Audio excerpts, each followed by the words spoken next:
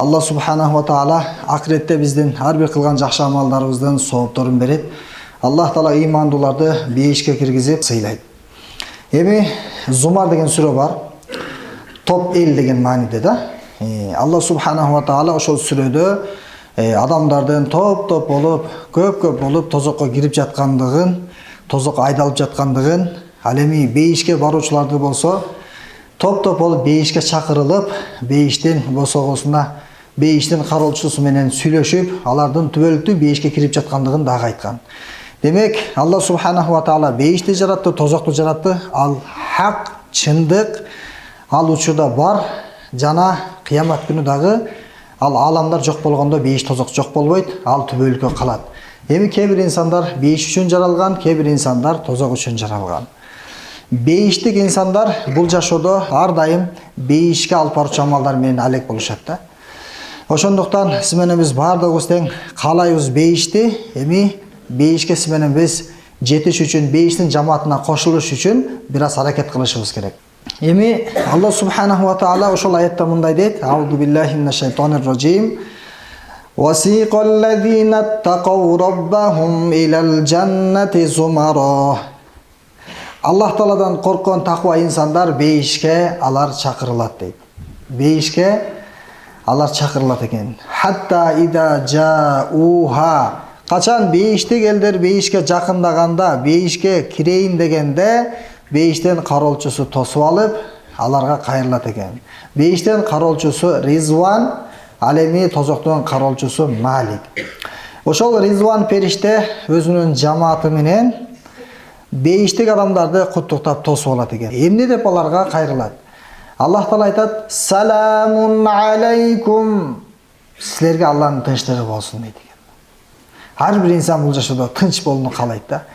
Эмне тынч койчу, кулак мээм тынч болсунчу дейт го. Адам баласы тынчтыкты каалайт.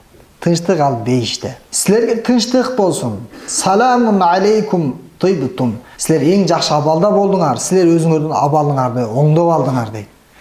Тыйбутум деген таза болдуңар деген мааниде экен да. Адам баласы бул жашоодо өлгөнгө чейин жаман сыпаттардан тазаланып, күнөөлөрдөн арылып, тобо кылып, бейишке кирерде таза болуш керек экен. Себеби гирлерди ал жака киргизбейт экен периштелерчи. Эгер гир болсо, күнөө болсо, жүрөк таза эмес болсо, анда тазаланыш керек болуп калат. Анда тозокко түшүш керек болуп калат. Ошон үчүн алымдар айтат: силер ошол жака барганга чейин, силер өзүңөрдү тазалап алгыла дейт. Ошол бейиштен алдына барганда тазаларды бейишке кире бергиле деп айтылат экен. Тыйбутум, силер тазасыңар, таза болдуңар, жакшы болдуңар. Фадхулуха халидин. Эми силер түбөлүктүү бейиште болгула дейт экен да.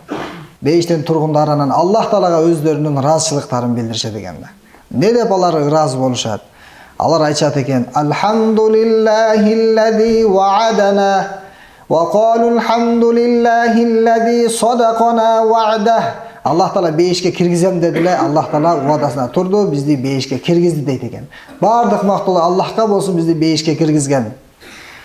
Ва аурасанал арда натабаввау минал джаннати хайсу наша. Жана Аллах Таала бизге мурас кылып берди.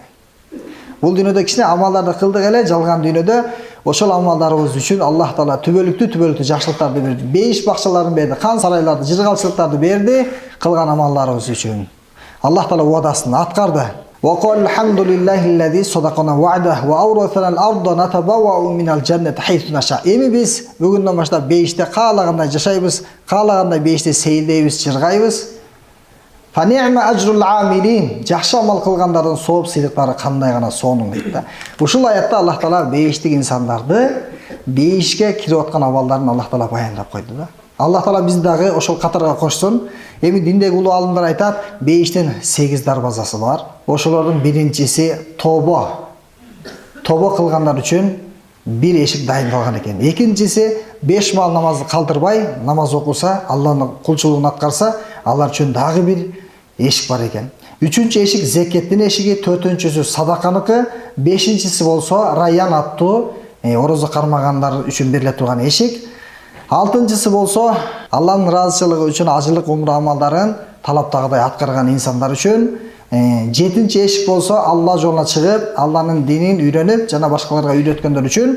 Ал эми 8-инчisi болсо тууганчылык мамилелерди улаган, тууганчылык мамилелерди бекемдеген инсандар үчүн дейт. Эми ошол 8 эшиктин биринен кирсеңиздер сизге жетиштүү да. Кээ бирлер бир эшиктен кирет, а кээ бир инсандар 8 эшигинен чакырылат экен. Сен менден кир, сен менден кирчи депчи. Абу Бакр радиллаху анху качан пайгамбар алейхиссаламдан бейиштин 8 дарбазасын уккандан кийин сурады да, ошол 8 дарбазасы тең менден кел деп талап кылган инсандар болобу дегенде, бейиштин 8 эшигиден сени эңсейт, сени чакырат, менден кир деп бардыгы арман кылат дейт.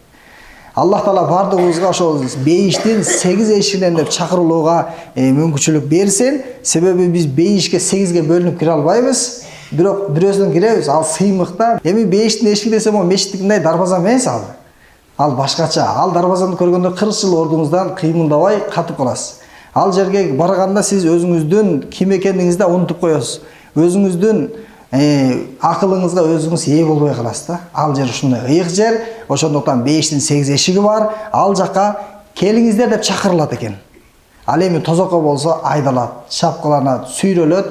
Бейишке кириш үчүн жанагы айтылган тобону кылыш керек, намазды, зекетти, орозону, садаканы, жана тууганчылык мамилени ула деди, Алла жолуна чыгып менет курбанчылык кыл деди. Жана башка жакшы амалдар бизди бейишке алып барат экен. Ошого баарыбыз ниет кылайлы, бейиштик амалдарын көп кылып, бейиштин 8 эшигинен чакыралы деп ниет кылалы.